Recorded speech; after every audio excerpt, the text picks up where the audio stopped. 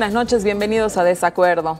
María Galindo es sin duda el mayor referente del feminismo activista en Bolivia. Su colectivo Mujeres Creando se funda en 1992. Esto significa que lleva 31 años en una agenda feminista muy particular y diferenciada de las otras, que ella ha seguido con consecuencia y a lo largo del tiempo pues ha ganado credibilidad y notoriedad.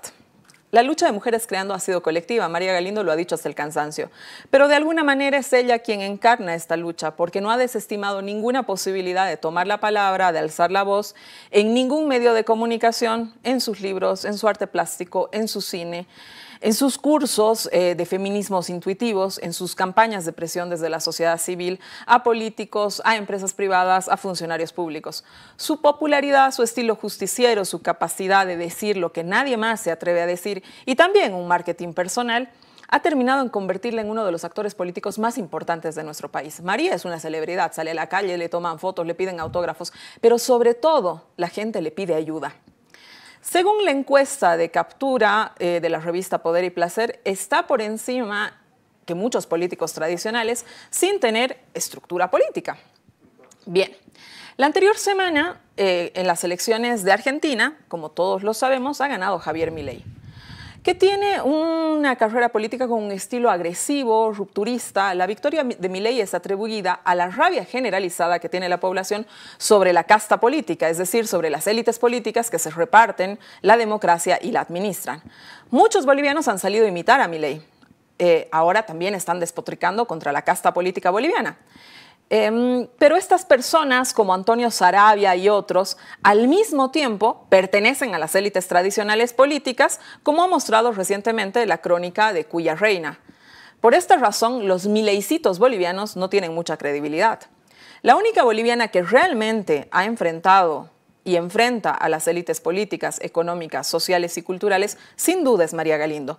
Por eso se le ha comparado con Milei, pero al mismo tiempo es difícil pensar que dos personajes sean tan antagónicos en el campo ideológico. Aunque ambos se reclaman anarquistas, Milei se ha juntado con los antiderechos. Se teme que en su gobierno se retroceda en cuestiones de aborto o de matrimonio homosexual. Al contrario de los posibles obstáculos que tuviera una hipotética candidatura de María Galindo, porque ella mantiene posiciones muy claras en materia de derechos que están muy por delante de la élite conservadora que hoy día está aplaudiendo a Milei en nuestro país. Hoy tendremos el gusto de hablar con María Galindo, que por supuesto no necesita credenciales, pero evidentemente valía la pena presentarla. Quédese con nosotros. Volvemos, iniciamos la entrevista con María Galindo. María, bienvenida. Gracias por la invitación, Susana. Saludar a tu público con un graffiti: entre machos y fachos, el país se va al tacho. Gracias, María, de verdad, por estar con nosotros. La primera pregunta, y yo creo que es la de rigor, ¿ha llegado, María, el tiempo de la política partidaria para ti? Mira, es que no es eso, porque la política partidaria, la estructura partido político, hoy en Bolivia es una estructura ficticia, mafiosa y caudillista, que no existe. Porque la estructura partido político, que podríamos hablar que nace el siglo XIX, era una estructura ideológica. En Bolivia se entendía la estructura partido político como una estructura ideológica, y para que la gente nos entienda, una estructura alrededor de la cual giran ideas. Hoy en Bolivia hay cero ideas, empezando en el más y terminando en el menos, terminando en comodidad ciudadana. Es decir, no hay ideas, no hay estructuras ideológicas en la política de partidos. Entonces yo personalmente sí creo que la estructura partido está en crisis. Cuando hablamos de una crisis epistémica, de una crisis de sentidos en la política boliviana y en la política regional, estamos hablando de una crisis de la estructura partido. Aquí no se trata de agarrar un poco de estuco, revocar la pared y maquillar las grietas. Es decir, necesitamos estructuras para democratizar nuestras democracias que no son partidos políticos. Entonces yo no me voy a meter a hacer algo en lo que no creo, primera cosa. Segunda cosa, a una balsa podrida para atravesar el río. O sea, es que no soy tan, no soy tan simplona. El problema no es qué partido, el problema es que ningún partido es una estructura política válida para enfrentar el siglo XXI con las contradicciones que están, digamos, atravesando las sociedades del mundo entero. Nuestra democracia, sin embargo, María, requiere de un partido político para hacer una participación y llegar al poder y toda aquella cuestión. ¿No se te ha pasado por la mente estructurar un partido con bases ideológicas? Y yo coincido plenamente contigo. Hoy día la ideología es lo de menos, estamos en una lucha permanente y sistémica por el poder, simplemente sin ofertarle a la gente, sin recoger las demandas de la gente. Esto sin duda. ¿Cómo te imaginas tú que podrías hacer, digamos, en el caso de que así lo veas, una cuestión así? No, yo te digo, lo que hay que hacer en Bolivia es democratizar la democracia, porque la política está privatizada en manos de redes mafiosas y las elecciones, tanto en Argentina, en Salvador, en Perú, suelen ser escenarios de marketing. Cuando tú me presentabas como una figura de marketing, no es marketing lo que yo hago, porque hay una conexión muy grande entre lo que estoy, digamos, ofertando y lo que estoy haciendo. El marketing es la simulación, es el engaño. Entonces, hay que democratizar la democracia.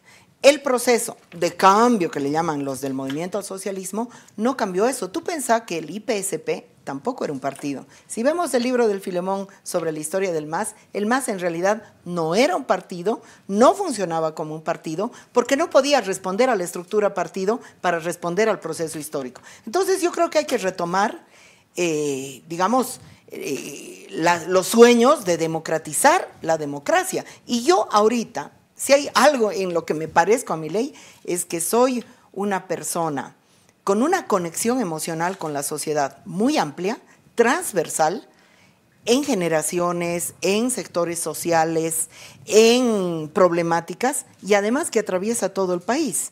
Es decir, ahorita yo estoy invitada el 26 y no voy a poder ir a Mapiri. ¿Pero qué te refleja eso? Te estás reflejando una conexión emocional muy grande con la sociedad que sí la voy a seguir cultivando y la voy a llevar donde la gente quiera.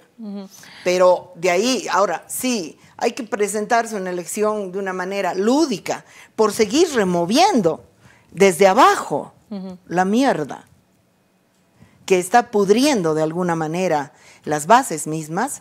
Yo voy a hacer todo lo que haga falta. O sea, si me meto vestida de monja al tribunal militar, o sea, más o menos, digamos, tengo límites éticos, pero de ahí a hacer cosas, estoy dispuesta a hacer muchas cosas. María, ¿estarías dispuesta a una candidatura a la presidencia que llevaría, que por ahí no gana la presidencia, porque uno no sabe quién gana la presidencia hasta que suceden las elecciones, porque todo es especulación? Pero sí hay algo que sabemos. Una candidatura de María Galindo garantizaría algo, una bancada verdaderamente feminista, con una agenda que lo primero que tenga en agenda sea el feminismo. Pero mira, yo te diré que hay otro problema. Es decir, en Bolivia, ¿para qué sirve una bancada? Exactamente no sirve para nada. Exactamente no sirve para nada. Y pregúntale al Carlos Mesa o pregúntale al propio Luis Arce. Es decir, esta democracia parlamentaria está podrida. Yo estoy dispuesta, no te digo a una candidatura, yo estoy dispuesta a cualquier cosa que signifique conjuncionar esperanzas, seguir, digamos, removiendo, pero también con mucho ánimo, con mucha esperanza. Y yo estoy dispuesta a muchas cosas, desde peligrosas hasta lúdicas, por seguir removiendo esto. Pero yo te digo una cosa, yo estoy convencida, porque además tú has dicho 31 años de trabajo en la calle y con la gente, las cosas se cambian desde abajo y desde afuera. Y es en serio, Susana. Las mujeres no necesitamos una ley. Las mujeres necesitamos un vuelco de tortilla, absolutamente de todos los parámetros patriarcales del funcionamiento de la sociedad. Y lo estamos haciendo. Yo creo que en estos 31 años, si hay algo que hemos logrado hacer las mujeres creando, es irradiar una fuerza rebelde que ha representado un sentido común diferente para muchas, incluso generaciones de mujeres. No, esto sin duda. Pero también, María, hay que reconocer que las instituciones, digamos, formales, estatales y qué sé yo, tienen pues una incidencia total en la vida de las personas. Es decir, tienes un sistema de justicia que finalmente es parte de la institucionalidad, que que tiene el 80%, más del 80% de las causas penales que tienen que ver con violencia contra la mujer y no pueden resolverse porque revictimizan, porque, es decir, entonces ahí me parece que... la ley 348 está mal hecha, querida Gabriela Montaño y querida compañera Rivero, y se los dijimos antes de que la aprueben. No, de acuerdo, ahí tienes toda la razón. Es decir, el Estado no puede hacerlo todo. Es un mito decir que porque entras al Estado puedes cambiar la sociedad. Eso no es así. El Estado es una estructura preconstituida patriarcal que más bien tiende a absorberte, pero sí hay muchas cosas muy concretas que se pueden hacer y yo las tengo en lista. Todo lo que se podría hacer. Todo lo que... Por ejemplo, Bolivia necesita una reforma carcelaria urgente. Y digamos, las cárceles forman parte de una especie de mafia feminicida y de una mafia policial muy grande y muy sistémicamente estructurada. Entonces, es como una puerta corrediza lo que hay en la cárcel. Por un lado entran y por el otro lado salen o compran privilegios. Entonces, sí hay cosas que se pueden hacer desde el Estado y que hay que hacerlas. Y que las vamos a exigir o las vamos a hacer o vaya uno a saber la historia hasta dónde nos puede llevar. María, la batalla cultural. La batalla cultural sobre la agenda feminista es una batalla cultural que efectivamente se da desde las calles, tú lo has dicho. 31 años que efectivamente han cambiado muchas percepciones. Más adelante vamos a hablar de cómo se ha transformado desde el feminismo, cómo ha avanzado el feminismo en el país. Pero la batalla cultural y la agenda feminista no se está dando desde el Estado. Ahí hay, digamos, de alguna manera, ¿no es cierto? Yo escuchaba la despedida de Irene Montero, por decirte, una ministra española. Irene Montero señalaba algo más allá de las coincidencias o no que se tengan con ella, ¿no es cierto? Es decir, decía, nosotros desde la institución, ¿no?, hemos dado una batalla cultural. Y eso ha servido para que se aprueben tales leyes, eso también ha servido para que mucha gente la odie y todo lo que tú quieras, ¿no es cierto? Pero es verdad que se ha dado una batalla cultural desde dentro de un ministerio y eso ha movido y ha removido esquemas. ¿Cuánta falta hace aquí una batalla cultural dentro de las instituciones públicas, no te parece? Además, una batalla cultural que está la derecha avanzando como está avanzando, la ultraderecha avanzando como está avanzando. Yo te diré una cosa, ¿no? Es decir, lo que tú llamas una batalla cultural, que yo le llamaría de otra manera, lo que tú llamas una batalla cultural desde el Estado, no tiene fuerza si no hay calle.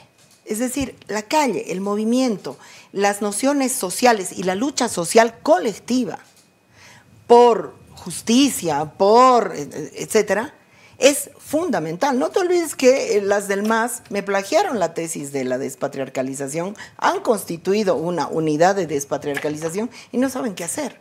Entonces, el problema no es tener la institución o tener la diputación, sino el problema es tener una propuesta clara que además remueva emociones y remueva una sociedad. Y eso sí lo tengo, y lo puedo estructurar de manera mucho más fuerte. Y a eso voy. Pero yo no creo que el clientelismo con el Estado sea la única, es decir, ser una clienta del Estado. La demanda ante el Estado sea lo único que tengamos y ahí se agote todo. Te voy a poner un ejemplo. Las mujeres estamos despatriarcalizando las familias bolivianas. Cientos de mujeres cada día están expulsando al violento de su casa y cuestionando la patria potestad de ese padre violento sobre sus guaguas. Las defensorías las maltratan, los slims las maltratan, pero las mujeres lo están haciendo. Y están construyendo otras nociones muy importantes y muy amplias, mucho más amplias que lo que haría una ley.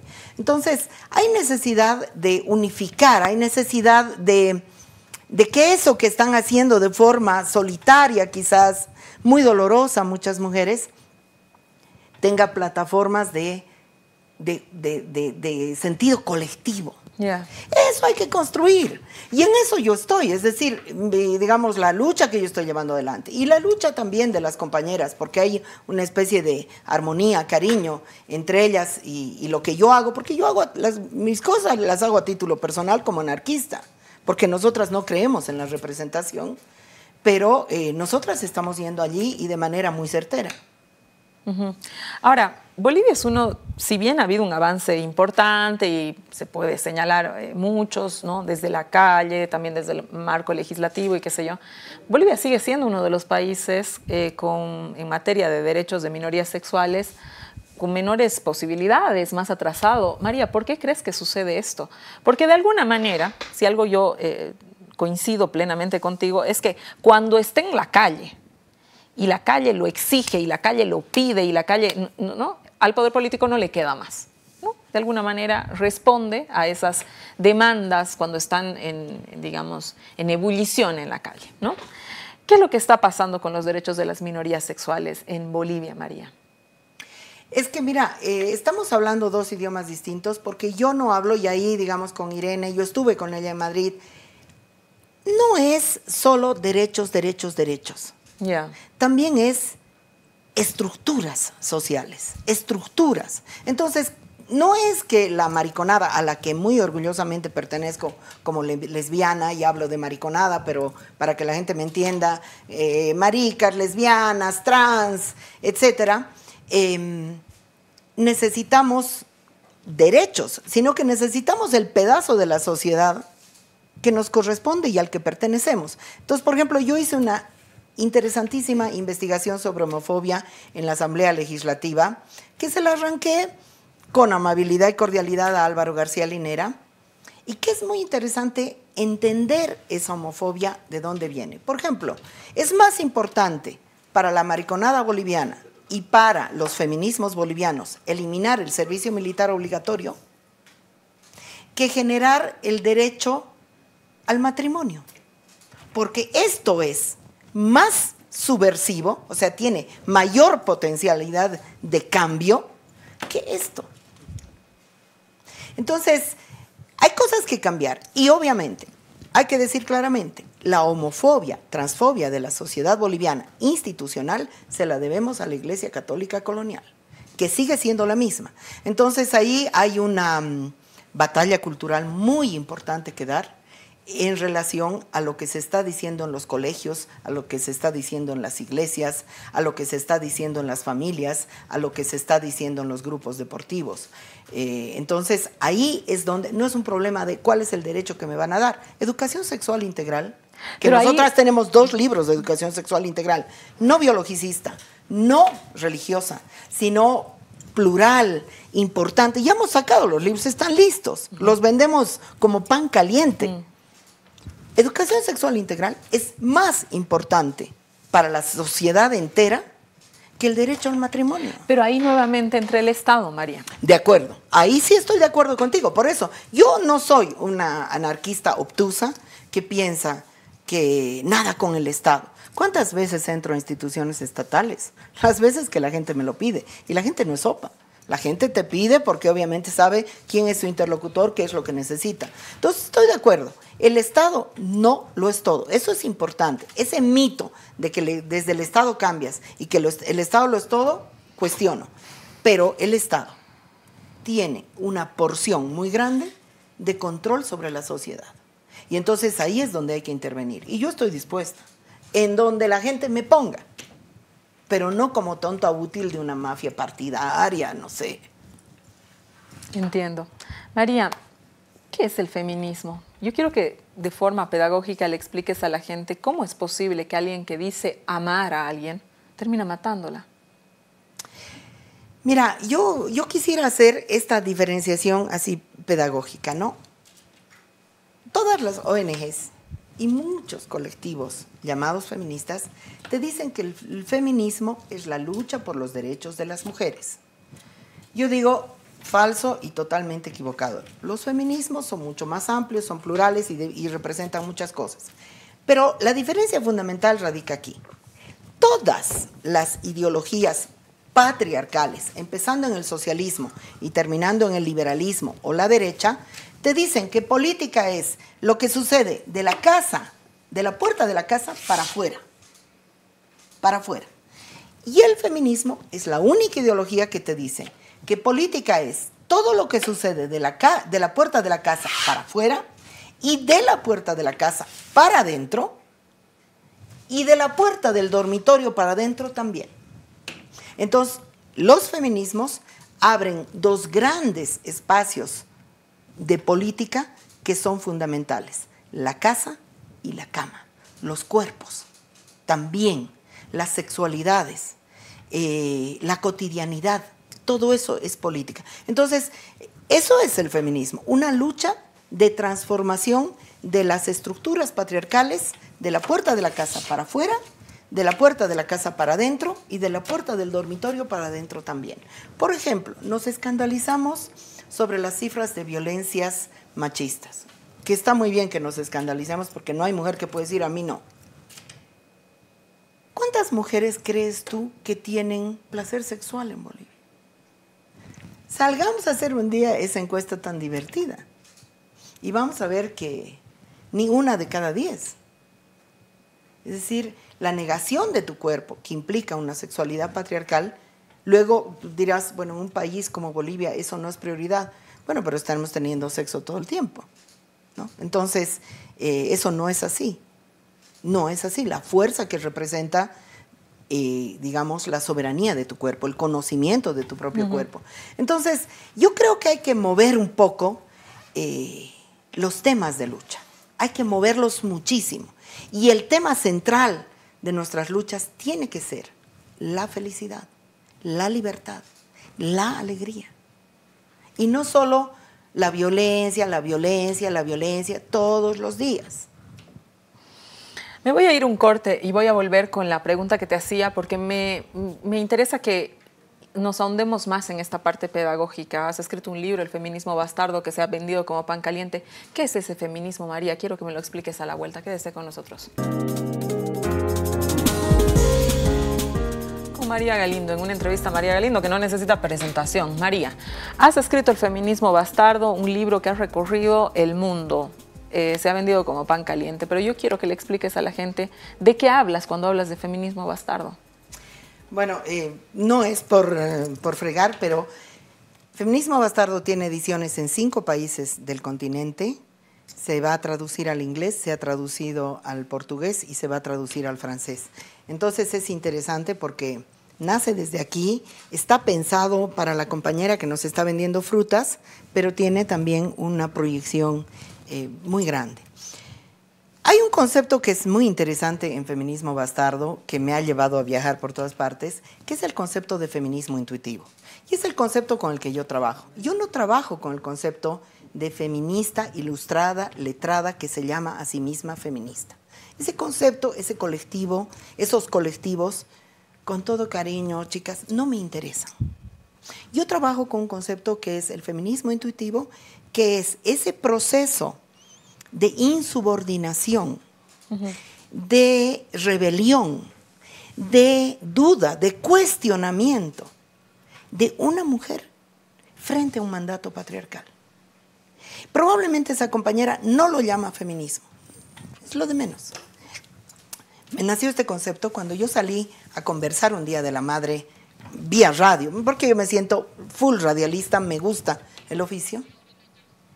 Y preguntaba a las chicas jóvenes de todos los lugares que te puedas imaginar, Pérez para arriba. ¿Repetirías la vida de tu mamá? No. O sea, no había una que te diga, sí, la vida de mi mamá ha sido magnífica, yo me reflejo en ella y quiero continuar. No es así. Entonces, ese feminismo intuitivo que nos está llevando, primero, que es masivo, no es 4 chicas leyendo a Simone de Beauvoir en la universidad, es masivo, es básicamente popular, o sea, está viniendo de abajo hacia arriba, y que es el que está instalando sentidos sociales grandes para el conjunto de la sociedad. Hijita, no quiero que hagas, no quiero que te vaya como a mí, yo quiero que tú estudies. ¿Cuántas mamás no le han dicho eso a sus hijas? Eso es feminismo intuitivo. Eso es feminismo intuitivo. No quiero repetir la vida de mi madre. Eso es feminismo intuitivo. ¿Por qué no voy a estudiar lo que me da la gana? Eso es feminismo intuitivo. No quiero que te embaraces pronto, no quiero. Sí, sí. Entonces, hay un feminismo intuitivo muy grande y además ese feminismo intuitivo ha hecho una cosa, Susana, colapsar el sistema de justicia. Es decir, la policía y los juzgados no tienen la capacidad ya de atender la cantidad de mujeres que están diciendo todos los días, no el 25 de noviembre, no el 8 de marzo, todos los días, ya no. Entonces esas mujeres están buscando otras soluciones paralelas a la que te puede dar la policía o la justicia. Y en realidad yo planteo esto, nos matan porque nos estamos rebelando. Nosotras hemos hecho con la Universidad de Harvard un estudio donde hemos analizado por qué se mata a una mujer, pero el día antes de que se la mate. Decidió romper, decidió cobrar la asistencia familiar, decidió separarse, decidió exigir A, B o C, o bailó en la fiesta con otro amigo, o se rebeló ante una infidelidad que estaba sufriendo. Esa es el espectro. Mujeres que dijeron, basta, ya, no quiero. Bueno, entonces la reacción fue, digamos, tú eres mía, etcétera, ¿para qué voy a contar? Entonces, estamos analizando las cosas mal y depende cómo lo estamos mirando. Entonces, por un lado, ese es el feminismo intuitivo y el feminismo bastardo, que interesa muchísimo. Yo me reconozco étnicamente bastarda. En este país, menos mal, esto me parece benéfico, a partir del Estado plurinacional, todos, todas y todes, hemos sido invitados, convocados, se ha removido tu condición étnica. La tesis del mestizaje en Bolivia, que es la que fue la tesis del 52 y que algunos quieren volverla a traer como sea a la fuerza, es una tesis fallida, porque el mestizaje fue a modelo de blanqueamiento. Correcto. A modelo de arribismo. Y yo planteo que esa tesis del mestizaje ha sido una tesis fallida, la tesis de la interculturalidad ha sido una tesis fallida, y ahí hablo del bastardismo, y esto tiene mucho que ver con la violencia. Yo planteo, ¿qué plantea el bastardismo? Que nuestro origen, que el origen que tenemos, ¿de dónde vienes? Porque yo soy bastarda, tu origen es la violencia. En la violencia hay una genealogía, una raíz colonial, y no la estamos entendiendo. No la estamos entendiendo. Bolivia es un país con muchísimo castigo corporal introyectado, pero introyectado colonialmente, y no lo estamos procesando. Y ese es un proceso político, ese no es un proceso terapéutico, no sé. Entonces, de ahí nace la tesis del feminismo bastardo, que también ha generado todo el tema del bastardismo, todo el tema de otras líneas para entender la violencia. Es decir, ¿en qué la vincularías con la descolonización, María? Porque la descolonización sigue siendo un pendiente. La descolonización a modelo masista, y discúlpenme los masistas, es una descolonización fallida, es una descolonización superficial, es una descolonización que no ha ido a las raíces profundas, pero sigue siendo la descolonización una agenda política fundamental. Yo no desconozco eso, es más, yo lo reconozco ampliamente. Es decir, estamos en un país racista y colonial, y el Estado es institucionalmente racista y colonial. Entonces, se vincula muchísimo con la descolonización, pero no la descolonización tan maniquea, que dice, no, como el utilitarismo de yo soy indígena y como soy indígena soy anticolonial. Es decir, es fatal.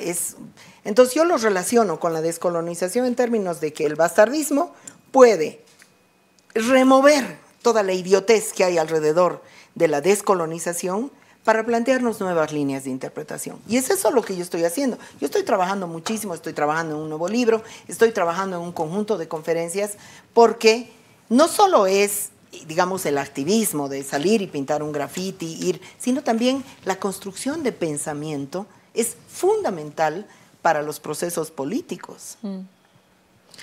María, has presentado con mucho éxito también tu película La Revolución Puta, ¿no? Y tú eres una feminista que ha defendido hace décadas también a las trabajadoras sexuales, a diferencia de otras que se oponen directamente a la prostitución. Se les llama las abolicionistas, ¿no es cierto?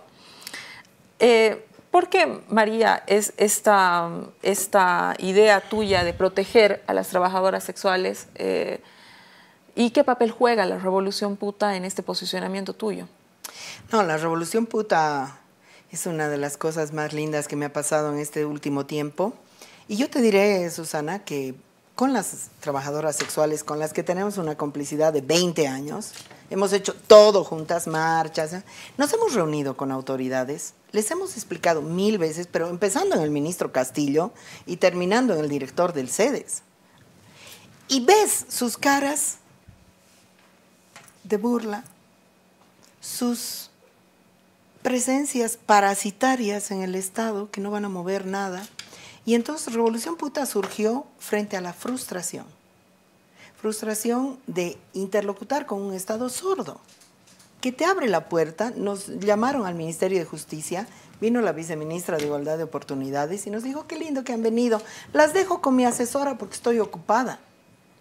Las compañeras se habían cambiado especialmente ese día para ir. Fue un balde de agua fría.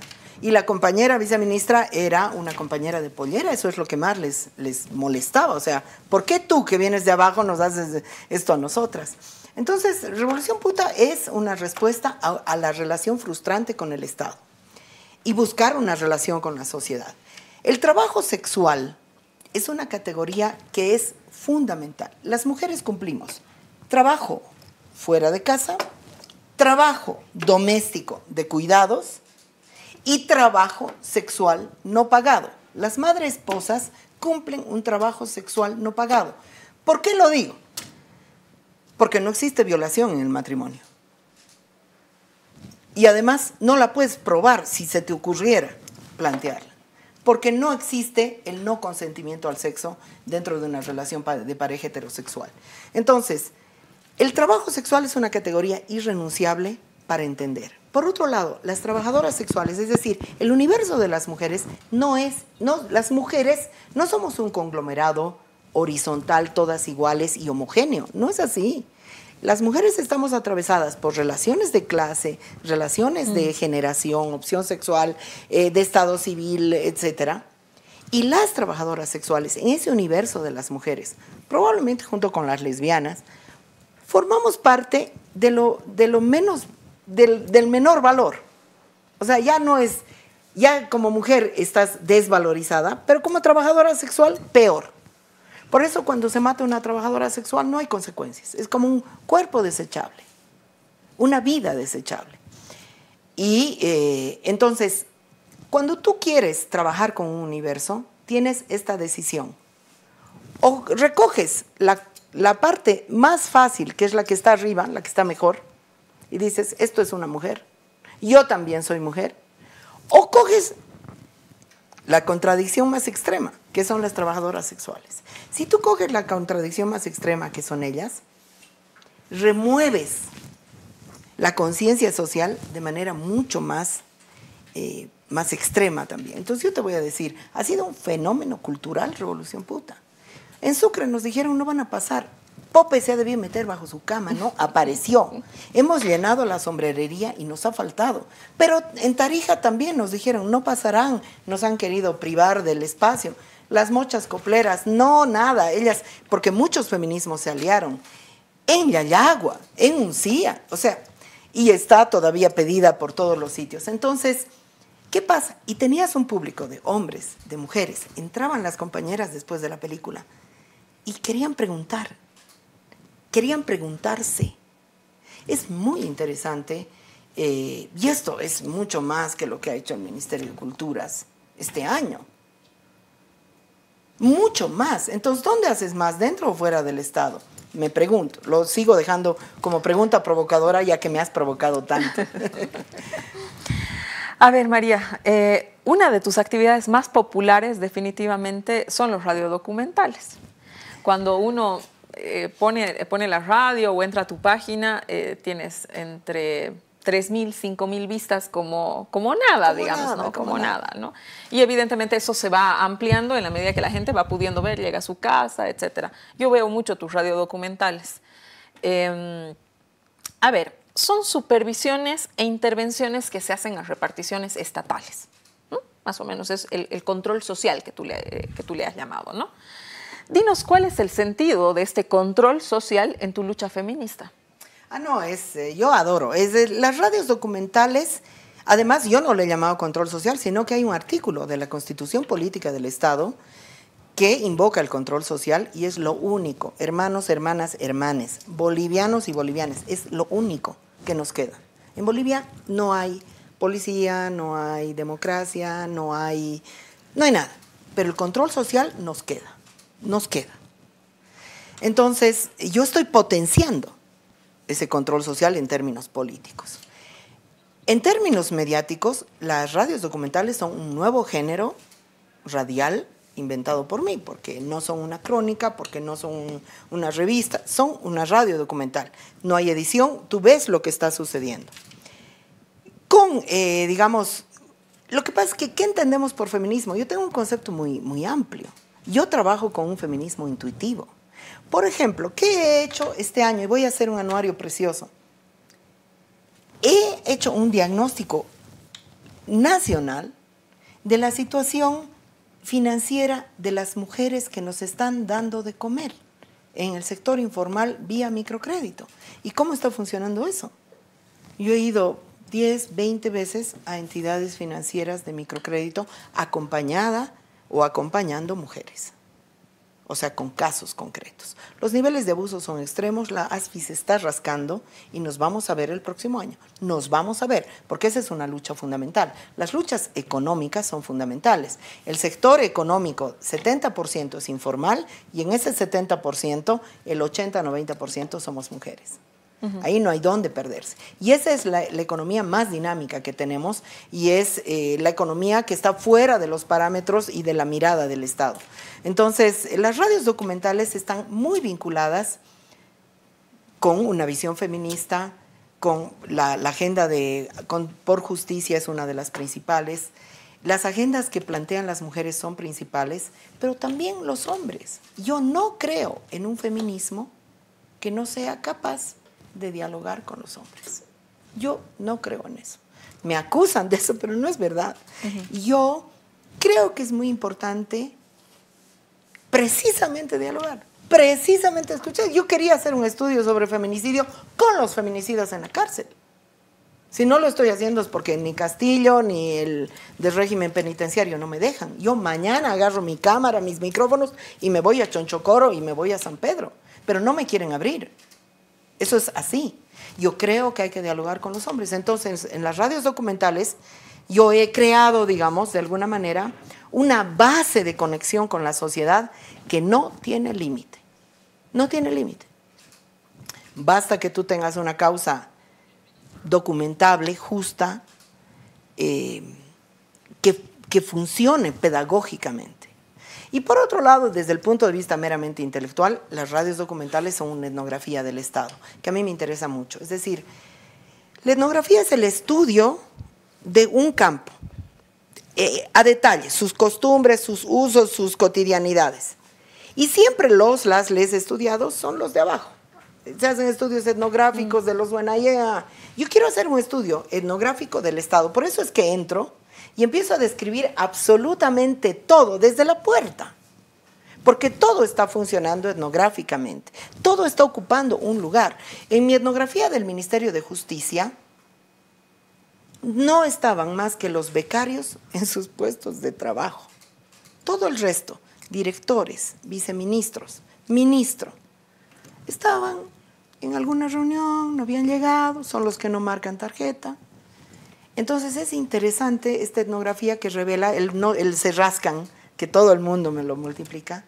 En el Estado boliviano se rascan. Y es importante mostrarlo. No los encuentras, pero sin embargo nunca tienen tiempo para ti que eres nada, ¿no? Porque una persona no es nada para el Estado. Y esto me parece muy importante mostrarlo, muy importante. Y no es un discurso antiestatalista, digamos, tipo Milei. Es un discurso de cuestionamiento y de sacudir una estructura que le estamos pagando nosotros, nosotras y nosotres, porque cada funcionario gana su salario de nosotros. Y eso es muy importante subrayarlo así. Me tengo que ir a un corte, María. Volvemos con esta interesantísima entrevista, María Galindo, ya a la salida también. Las conclusiones vienen.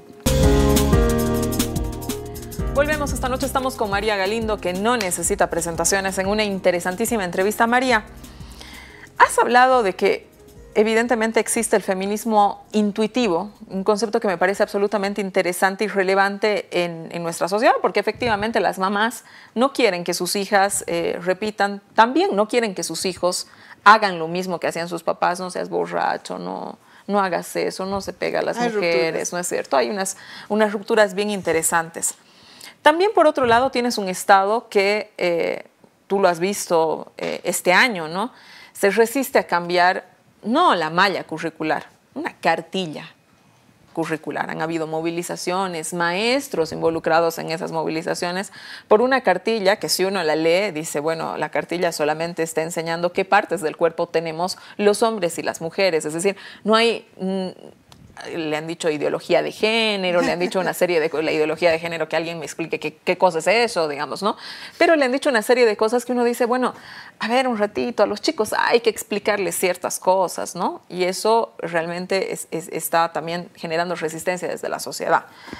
¿Cómo se puede educar a niños y niñas para que estos sean rebeldes, sean independientes, dejen de ser machistas, las niñitas sean feministas? Es decir, ¿cómo se puede armar una educación para esas condiciones, con esas características? Mira, yo creo que tiene que cesar la violencia en los colegios, el autoritarismo. Es más importante que el contenido. Y bueno, a quienes no quieren esa cartilla, decirles que la referencia de información sobre los cuerpos, la sexualidad, la están tomando los jóvenes de la pornografía. De la pornografía. Hay ventas de video pornográfico en todos los pueblitos, inclusive en todas las ferias populares, más extremas y más periféricas. Y entonces, y además en el celular. Entonces, el problema no son los contenidos necesariamente, sino las metodologías. La horizontalidad es una demanda fundamental de nuestra sociedad. Estamos en una sociedad jerárquica, autoritaria y violenta, antidemocrática, incluso en el aula, y también en la mesa de familia, Pero mi gran consuelo es que la mamá cree que ella educa, el papá cree que le educa, la maestra cree que ella educa, pero es la sociedad gigante que está removiendo a ese ser. Yo creo que tenemos una sociedad muy interesante. De hecho, yo no sé cómo puedo tener yo tantos interlocutores guaguas de 10 años, fascinadas con el hippie, pero fascinadas también con mis rebeldías. Esto es muy interesante. Entonces, yo creo que la sociedad educa y que en Bolivia todavía nos queda mucha ternura en términos de la base social. Y nos queda también una sociedad capaz de soñar. Por ejemplo, es una sociedad donde todo el mundo hace su análisis político. Los analistas políticos, con mis respetos, son casi innecesarios porque el taxista, el chofer, la frutera, la panadera, hace su análisis político. Pero esa es la maravilla, María. Esa es la maravilla, esa es la maravilla. Es una sociedad que no ha renunciado a pensar. Entonces, por ejemplo... Y no ha renunciado a politizarse, ¿no? Cuando yo he ido a presentar Feminismo Bastardo a Buenos Aires, la comunidad boliviana ha llegado en buses al centro. Los medios de comunicación bolivianos, que son quichicientos y que son una computadorita y nada más, han tomado la primera fila. Las feministas argentinas fueron, digamos, marginadas del centro. Y he dedicado libros para costureras. Así. ¿Cuál es su oficio, hermana? Costurera. ¿Cuál es su oficio, hermana? Costurera. Es decir, y eso no está hablando qué maravillosa es María Galindo. Eso está hablando qué maravillosa es nuestra comunidad. Es decir, estamos aquí sentadas gracias a ustedes. Somos lo que somos gracias a ustedes. Porque nos sostienen, particularmente a las mujeres creando, a la radio Deseo, el público que tenemos, los TikToks que hacen. Yo te digo que yo tengo un productor que lo quiero mucho, lo estimo, pero obviamente él tiene sus límites, su tiempo de trabajo, nadie lo explota. Así que más que lo que hace él, hacen 800,000 jóvenes que no les conozco. Que no les pago, que no me pagan, en una relación de gratuidad, de fascinación, de burla. ¿Por qué no? Está bien, de eso se trata. Entonces, esta sociedad se va burlando de muchas cosas y yo creo que tenemos en ese sentido mucho de qué alegrarnos. En esta sociedad se puede hacer una revolución. En esta sociedad se puede hacer una revolución, también una revolución feminista. Para finalizar, María, dile al público, ¿qué está buscando Mujeres Creando? Mujeres Creando Mujeres Creando casi te diría que no está buscando nada, en el sentido de que nosotras tenemos montones de sueños. Vamos a presentar por el 25N algo inédito, un registro de violencias machistas verificado, comprobado, donde vamos a poner en evidencia a las autoridades. Va a ser una cosa muy grande. Hemos pedido al Ministerio de Justicia para eso. Entonces, Mujeres Creando quiere eso, pero Mujeres Creando quiere también cambiar la dieta de los bolivianos y las bolivianas y salir del arroz blanco, el aceite de girasol, el azúcar blanca, y pasar a los tubérculos, pasar a las frutas amazónicas, selváticas. Mujeres Creando quiere muchas cosas. Mujeres Creando quiere educación integral sexual para chicos y para chicas y para chiques en los colegios. Mujeres Creando quiere hacer una revolución, pero nada podemos hacer sin el conjunto de la sociedad. Entonces, no es un objetivo en sí mismo. Y Mujeres Creando sirve mucho para formar gente. Estamos, digamos, años, porque toma mucho tiempo. Digamos, somos un núcleo donde la gente crece, se forma. También somos una especie de esencia. Basta una gotita para irradiar. Y eso somos, pero no tenemos grandes pretensiones. No queremos ser un partido político, no queremos ser el próximo movimiento al socialismo, no queremos ser gobierno, sino queremos transformar la sociedad. Ni más ni menos que eso. Mucha gente quisiera que tú seas gobierno, María. Yo estoy dispuesta a todo, o sea, yo no voy a embarcar a mis compañeras, qué sé yo, una compañera que está haciendo su tesis de sociología me va a decir, oye, hermana, yo estoy en esto, y yo le voy a decir, eso es más importante, hermana, quédate ahí. Pero yo estoy dispuesta a todo, yo soy una aventurera, yo soy súper aventurera, Susana. De ya muchas cosas fueron en mi vida una aventura. Así que si se trata de un escenario lúdico, de un escenario riesgoso, yo estoy dispuesta. Es más, yo necesito entrar a la cárcel de Chonchocoro y a la de San Pedro y a las del país con una cámara y un micrófono y hacer el estudio de los feminicidas en Bolivia, a modelo del que hizo Rita Segato. Eso es urgente y necesario, pero ningún gobierno me lo va a dar. Y es más, te cuento que cuando Manuel Canelas era ministro, que era una persona con la quien yo interlocutaba, le dije, pero hazme ese favor. Y el Manuel me dijo, no puedo. Y entonces, ¿para qué eres ministro? Porque tienen menos poder del que tú crees. Y en serio, hay un presidente que puede ordenar una cosa y ahí abajo... Hay un ministro que puede ordenar una cosa y ahí abajo... Entonces, ese poder que simulan tener, simulan. Es una simulación. Su poder es una simulación. Muchas gracias, María Galindo, por haber estado esta noche con nosotros. De verdad, para nosotros es muy importante y muy especial tenerte. No, yo te agradezco el cariño y me despido pues con un graffiti. Nuestra venganza es ser felices. Qué bonito. La venganza de las mujeres es ser felices. Se ha celebrado el 25N. Era absolutamente importante tener una voz como la de María Galindo en desacuerdo.